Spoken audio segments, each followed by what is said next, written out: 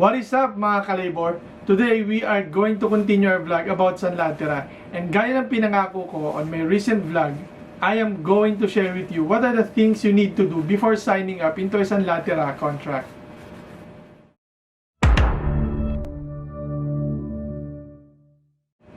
Again, welcome back. If you are new to my channel and you have legal concerns or issues you want to consult with, subscribe now and hit the bell button for more updates. Or you may comment your question below or give suggestion of the topic you would want us to discuss.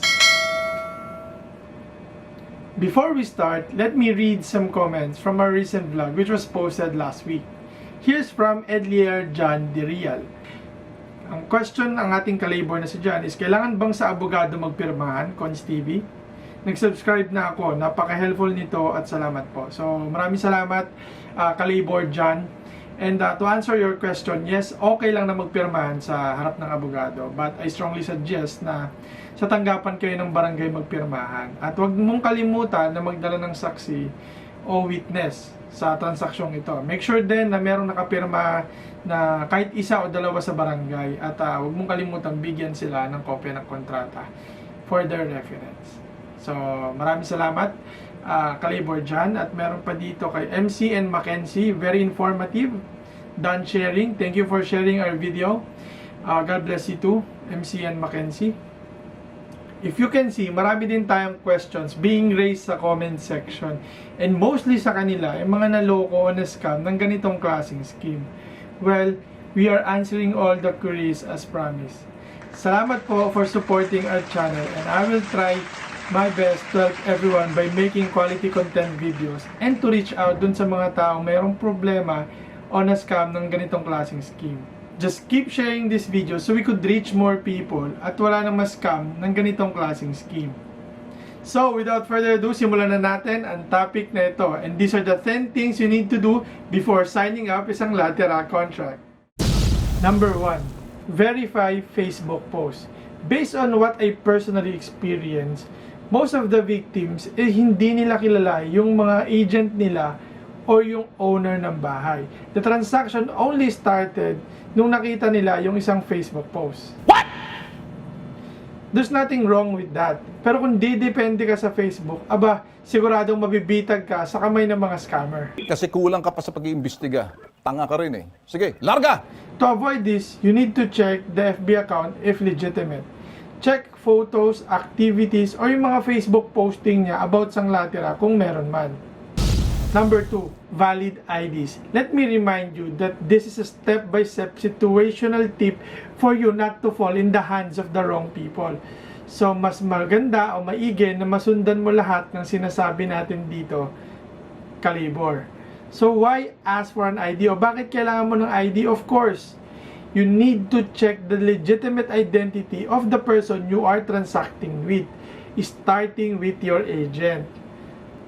At least 2 valid IDs. Alalahanin mo, kalibor, perang pinaghirapan mo yung sinusugal mo dito. Kaya dapat lang alam mo at kilala mo yung mga taong kausap mo sa simula hanggang sa matapos itong kontrata na ito. Take note of this. Merong mga agent na hindi nila gusto magbigay ng pangalan o ng ID nila. Okay? So, magdadahilan yan sa'yo na, ay, kayo na lang mag-usap, hindi naman ako may-ari, tuturo ko lang sa'yo o tutulungan kita. Okay? So, for me, that's a red flag already. Meaning, mag-isip-isip ka na kung itutuloy mo ba o kung tama ba itong pinasok mo. Kasi, bakit mo ayaw magbigay ng ID, di ba? So, bakit ayaw mo magpakilala? Okay? To think for sure. Meron siyang makukuwang komisyon from that referral o dahil ni-refer ka na kung sakali mang kunin mo yung sang Latera na yun. So, dapat lang, kalibor, na meron kang valid IDs ng agent mo o kung sino man yung taong nag-refer sa'yo. Number 3, check agent credibility. Normally, sa mga sang Latera, meron talagang tagapamagitan o sila yung mga tinatawag na agent o ahente, just like I mentioned in number 2. Sila yung mga kumakausap sa kliyente in behalf of the owner. At bilang kapalit, meron silang nakukuhang komisyon from that referral. Be careful with this stage, okay? Minsan kasi, si agent naman yung scammer. Merong mga ganong instance, mga kalibor. So, Paano nangyari yun, Cons TV? Bigyan kita ng example. Halimbawa ako yung agent, no? At ikaw, Kalibor, yung inalukan ko ng isang latira. Kalibor, sayang yung bahay o yung sinasangla doon. Baka meron ka dyang pang down payment na 100,000. Down na natin sa may-ari para ma-reserve mo na yung unit. Para sa iyo na mapunta. Sayang yun. Up and down pa naman. Tapos maluwag. Tapos may grahe. Tapos maganda yung gate and unit. Tara, bigyan mo na ako ng down para ma-reserve na natin sa may-ari. Tapos, malalaman mo sa may-ari, after mo magbigay ng pera, na wala palang nakarating na down payment.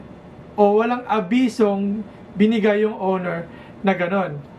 Hanggang sa nowhere to be found na yung agent mo, wala na rin yung perang pinaghirapan mo. So, make sure to check your agent credibility. Kaya mahalaga na meron kang ID, just like I mentioned in number 2. Cons TV, paano ba namin yan machi-check yung credibility niya? Iimbestigahan ba namin or what? Well, hindi mo naman kailangan maging si Agent X44 para magsobra-sobrang imbestiga. Okay? Simple lang naman yung kailangan mong gawin. For example, ang pangalan ng agent na nag-refer sa'yo ay Juan de la Cruz. Yun din ang nakalagay sa ID na binigay niya. Okay? Ngayon, pwede ka namang sumali sa mga group ng sanglatira at ilagay mo sa search box sa taas.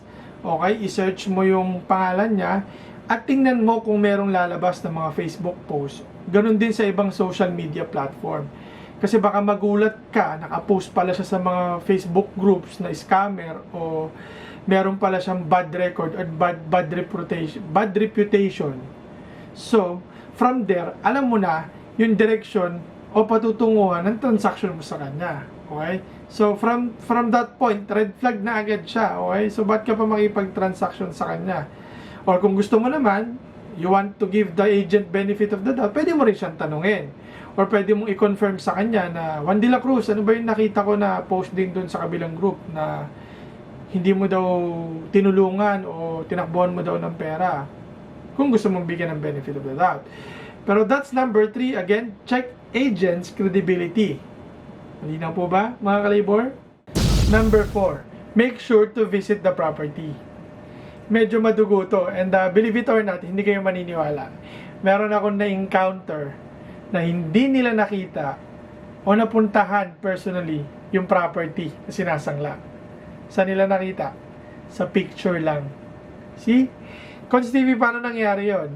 So, sige, I'm gonna share a little information. No? Mag-asawa yung biktima dito. And nagtiwala sila ng ganong kabilis kasi it was vetted or it was endorsed by a friend. No, syempre kaibigan nila. Kaya ganong kabilis na lang yung nangyaring transaksyon. Not knowing na after that day, hindi nila alam na ilipat na pala sa kanila yung problema. So imagine kung ikaw yung nasa ganong sitwasyon na napasahan. Baka magdilim din yung paningin mo. And after few months, napag-alaman namin na hindi naman pala talaga nakalipat itong kaibigan nila. Dahil si owner marami daw dahilan at mga alibis na binibigay. Isa na dito yung tenant niya na kesyo daw ayaw pang umalis ng apartment, kesyo daw humihingi pa ulit ng extension o palugit para makahanap ng bagong lilipatan. Hanggang sa nalaman na lang nung kaibigan niya o ng kaibigan nila na scam pala talaga tong owner. So, para mabalik yung pera nila, secretly or silently, humanap sila ng lolokohin o ng sasalo, which is ito na nga biktima na mag-asawa, no? After a while, hanggang sa nalaman na lang namin na putok na putok pala yung pangalan ng owner dahil certified scammer siya, hindi lang sa online ha, pati sa barangay. So see, so kaya kailangan talaga maging maingat tayo sa mga taong kausap natin. So hanggang dyan na lang muna yung isi-share ko kasi ongoing case na rin po ito. And if you want to know more, sige, kung gusto nyo pang malaman yung thorough details nito, comment it down and we will discuss it or we will share it sa next vlog natin. Number 5, talk and discuss with the tenant. Another red flag na wag kang papayag mga kalibor is yung silipin ka sa labas ng bahay sa labas ng gate or din mismo sa labas ng property. Tapos sasabihin sa'yo, pasensya ka na, hindi mo na kita maitutur sa loob ng bahay or hindi ko muna mapapakita sa iyo yung loob ng bahay kasi mayroong pang tenant, baka magalit or baka isipin, pinapaalis ko na siya. So for me, it's a big no. Why? Kasi kung totoong sinasangla sa iyo yung property, okay? Kung totoong sinasangla yung property, sinasangla sa iyo, at kung gusto mo naman din yung property, may pera ka, may pambayad ka, aba dapat lang naman na alam ni tenant yung ganong klase ng transaksyon. Bakit? Kasi para magkaroon ng palugit o magkaroon ng oras, yung tenant humanap ng lilipatan. Ito kasi yung crucial. Okay? Ito yung crucial dito sa ganitong sitwasyon. Pag hindi mo nakita o hindi mo nakausap yung tenant, hindi mo alam kung totoo ba talagang tenant yun o baka kapitbahay niya lang. Or baka hindi mo rin naman alam, nakakontrata pala sila doon sa property na isang lasa kanila tapos meron pa silang 2 years o meron pa silang 1 year to stay. Hindi mo alam kasi hindi mo kinausap eh. Or worse, baka hindi mo alam kasabwat niya yung tenant. Nangyayari po yung ganyang modus. At nangyari po yan dun sa una nating vlog kung saan kasabwat nung owner yung tenant. Okay, kung hindi nyo pa napapanood yon, balikan nyo lang po yung mga videos ko about sa lateral para malaman nyo yung modus ng mga ganitong klaseng scam. Number 6, check the title of the property. Mahalagang malaman mo kung ano yung mga detalye sa titulo ng lupa. At mahalaga na dapat nakapangalan ito sa taong katransaksyon mo. Kung ito ay nakapangalan sa kapatid, o sa mother title pa nila, o sa lolo or sa tatay pa, ay baka kalibor mag-isip-isip ka na. Medyo risky ang pinapasok mo. And if you're going to ask me, I'm gonna say no for this kind of deal. So, the question is now, saan mo pwede i-verify o i-check yung mga title na ito? Number 1, Registry of Deeds. Number 2, Assessor's Office. And number 3, LRA or Land Registration Authority. Pangalan lang ba yung i-check ko, Cons TV? Hindi po. Pati po yung encumbrances sa likod ng title, okay? Kailangan yung i-check yan para makita nyo kung nakasangla din ba yung property or naka-mortgage sa bangko. In that way, pag nalaman mong nakasangla siya, alam mo na in case magka-problema, meron at merong maghahabol dun sa property. So, mahalaga na i-check mo ang details ng title o ng title ng property. Number 7, check the owner or the property record at the barangay. Another thing that many of the victims miss is to seek barangay records or their opinion of the matter. Dapat lang din na alamin mo kung anong status o record ng taong katransaksyon mo o yung owner mismo kung meron ba itong mga reklamo sa barangay na makakaapekto ng iyong kontrata. At kung duda ka pa rin, hingan mo siya ng barangay clearance. This document will certify that the person is with good moral and law-abiding citizen. Number 8, contract o yung kontrata. Paalala, siguraduhin mo na na-check ng iyong abogado ang mga nakasulat sa kontrata. Do not depend on the template that was given to you by the owner and do not depend on the notary office kasi it's not their job to check it for you. Para malaman mo kung ano yung mga dapat mong ilagay sa kontrata, watch my next vlog next week para alam mo na tama at legal yung mga nakasulat dito. Number 9, move in. Siguraduhin mo na wala ng tao o tenant doon sa lilipatan mo o wala na ring gamit. If you can convince the owner na maging kaliwaan yung transaksyon nyo, na pagbayad mo, pwede ka na agad lumipat the same day, the same time, much better para siguradong meron kang matitirhan. Number 10, payment. It's okay to pay cash, but it is safer to pay in check. Okay, make sure to seal the deal at the barangay or in front of a lawyer.